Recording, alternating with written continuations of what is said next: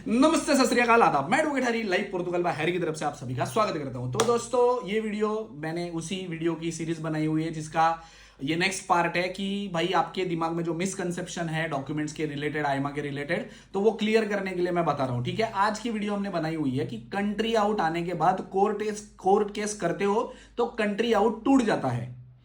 ये सरासर गलत बात है। This is not true, this is not true.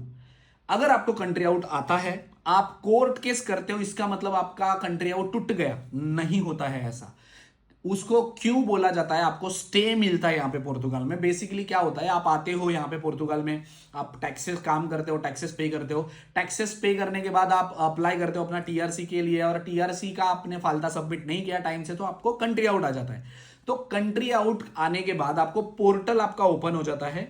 आपके पोर्टल पर किसी लॉयर ने, आपने खुद ने नहीं करना, किसी लॉयर से आपने सबमिट करवाना है कि भाई मेरा अगर पीसीसी के रिलेटेड मेरा कंट्री आउट आया था तो मैंने वो सबमिट कर दिया, और उसके बाद रिव्यू करने के लिए ऑप्शन दे दिया। ठीक है, कंट्री आउट आने के बाद जरूरी नहीं कि आप कोर्ट केस करो पहले ही। इसमें आप पोर्टल पे सिर्फ अपलोड करके भी इंतजार कर सकते हैं, वो रिव्यू करेंगे, जो चीज आपने मांगी हुई है वो सबमिट करने के बाद वो एक्सेप्ट कर भी सकते हैं। ऐसा कई लोगों का हुआ है, मैंने खुद किया है, मुझे खुद पता है। ठीक है, ट्राइड एंड टेस्टेड है। तो पोर्टल ही पे ही करने से आपका काम हो जाता है। अगर उन्होंने पीसीसी मांगी है, पीसीसी सबमिट कर दो पोर्टल से, वो रिव्यू करते हैं और एक्सेप्ट कर लेते हैं। ठीक है, दूसरा, अगर आपको जो आप पोर्टल है, पोर्टल पे आपने सबमिट किया, कुछ नहीं आया, आपका सिस में नाम था, आपने वो सबमिट नहीं किया, आपका सिस में नाम रिमूव करके, तो उसमें आपको कोई सिस वाला लॉयर हायर करना है। वो आपने वहां पे जो क्या कहते हैं उसको, आईमा को इन्फॉर्म करना है उनके पोर्टल पे कि भाई हम सिस रिमूव कर रहे हैं, हमारा जो है पेंडिंग में डाल के रखो, 1-1.5 साल का हमको टाइम चाहिए, जब रिमूव हो जाएगा तो हम ये इसको रिज्यूम कर लेंगे। ठीक है, ये होता है। इसके बाद आपका कोर्ट केस करने की बारी आती है, अगर जरूरत पड़ती है तो।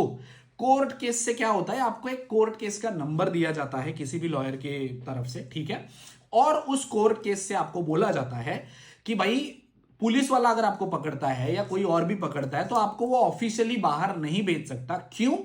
क्योंकि आयमा ने आपको फालता दिया, आपने फालता सबमिट नहीं किया, आयमा ने आपको कंट्री आउट दिया। तो कंट्री आउट के बाद आपके राइट्स के हिसाब से आप उसको अपील कर सकते हो कि भाई मैं ये कंट्री आउट नहीं मानता, मेरे पास डॉक्यूमेंट रेडी है, मैं सबमिट कर रहा हूं, मैं अपील कर रहा हूं कि मेरा डॉक्यूमेंट वापिस से दोबारा से चेक किया जाए।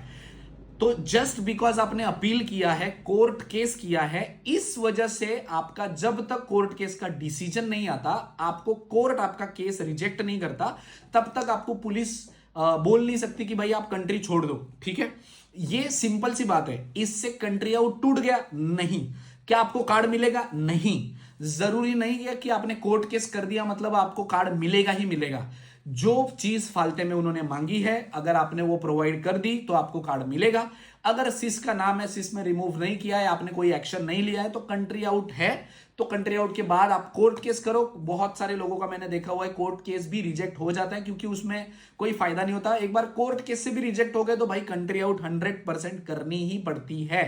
कंट्री आउट का कोई सॉल्यूशन नहीं है। अगर आप जिस वजह से कंट्री आउट आया है उससे नहीं दे सकते। अगर पीसीसी की वजह से आया है, 5 यूरो वाली पीसीसी या होम कंट्री की पीसीसी, या आपका कोई टैक्सेस का फालता है, या कोई सोशल सिक्योरेंस का, फिनेंस का फालता है, या कोई और फालते हैं, क्रिमिनल है, अगर आप वो टाइम से सबमिट कर देते हो आपका कंट्री आउट आने के बाद, तो ही आपको वो एक्सेप्ट किया जा सकता है। अगर आपका सिस का है, आपने नहीं किया हुआ है, अगर आपको कोई ऐसी चीज मांगी हुई है जो कि आपको टाइम दिया है पोर्टल पे कि भाई अगले 1 महीने में सबमिट करो, आपने नहीं किया, कोर्ट केस करके आपने सबमिट करने की कोशिश करी बट आप सबमिट नहीं कर पाए, तो भाई वो टूटता नहीं है। जब तक आपका कोर्ट केस का जो डिसीजन है वो नहीं आता है, तब तक पुलिस आपको बस बाहर नहीं भेजती। बाकी अगर वो भी रिजेक्ट हो जाए तो आपको बाहर जाना ही पड़ता है।